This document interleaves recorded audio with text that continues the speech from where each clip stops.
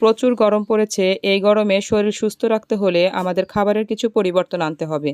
তাই আমি আজ মাছ মাংস আর কিছু রান্না করছি না, একটু ভিন্ন ধরনের খাবার রান্না করছি।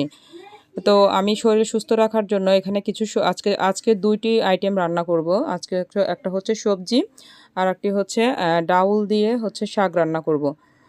তো হচ্ছে এদিকে আমি সবজি ছোট ছোট করে কেটে নিয়েছি এবং এর সাথে ২ রকমের ডাউল মিক্সড করেছি, মসুরের ডাল এবং মুগের ডাল। তো এরপরে একে একে দিয়ে দিলাম হচ্ছে আদা রসুন পেঁয়াজের পেস্ট, এর সাথে দিয়ে দিলাম আর হালকা একটু অল্প মরিচের গুঁড়া, ঝাল কম দিব যেহেতু গরম খুব। তো মরিচের গুঁড়া, হলুদের গুঁড়া, ধনিয়া গুঁড়া এবং জিরার গুঁড়া দিয়ে দিলাম।